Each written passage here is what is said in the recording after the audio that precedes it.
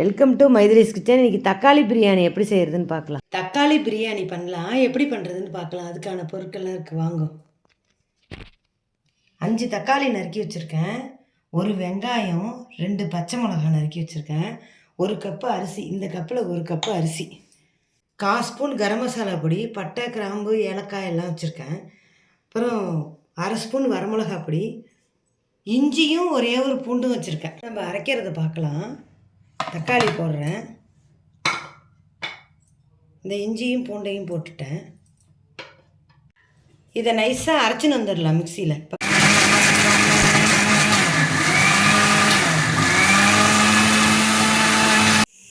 இப்போ நைஸாக அரைச்சி வச்சுட்டேன், தாளிக்கலாம் வாங்கும்.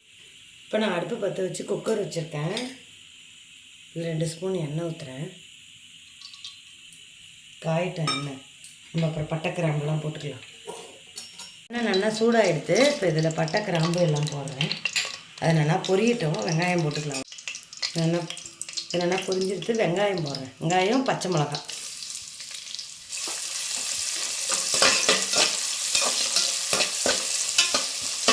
இது மஞ்சப்பொடியெலாம் வேணாம், ஏன்னா நம்ம தக்காளி போடுறோம், நல்லா ரெட் கலராகவே இருக்கும்.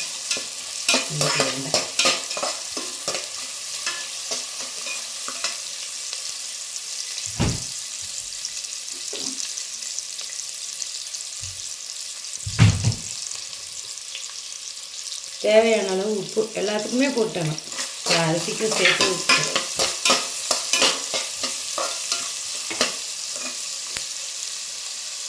வெங்காயம் நல்லா வதக்கிட்டு தக்காளியை அரைச்சி ஊற்றினது ஊற்றுறேன்.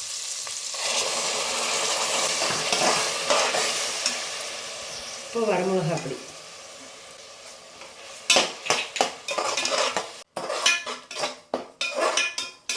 ஒரு நிமிஷம் நல்லா பச்சை வாசனை போக கொதிக்கிட்டோம்.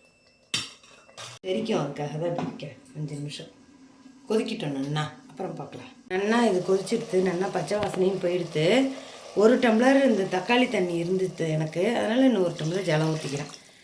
அவ்வளோதான், போதும். இதுவே நல்லா குழஞ்சி போயிடும். இப்போ கரம் மசாலா பொடி 1/4 டீஸ்பூன் தான் போடுறேன். இது நல்லா கொதித்தோடனே நம்ம அரிசி போடுறது பார்க்கலாம். எல்லாம் கொதிக்குது. இதில் 1 ஸ்பூன் தயிர் ஊற்றுறேன். நல்லா கலந்துட்டு இந்த அரிசியை போட்டுறேன்.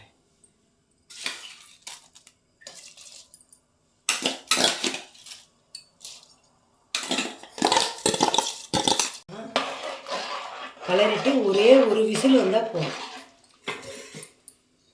மூடி ஒரு விசில் வந்தால் போதும். ஒரு விசில் வந்தால் போதும்.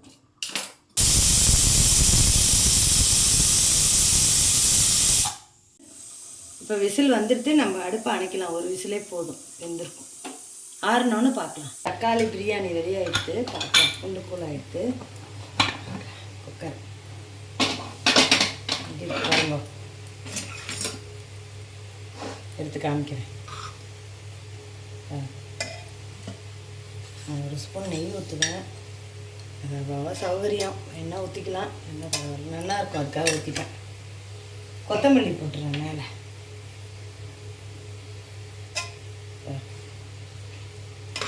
எப்படி இருக்கு பாருங்க. தக்காளி பிரியாணி டக்குன்னு ரெடி ஆகிடும் உங்களுக்கு, சீக்கிரம் குயிக்கா. தக்காளி பிரியாணி ரெடி.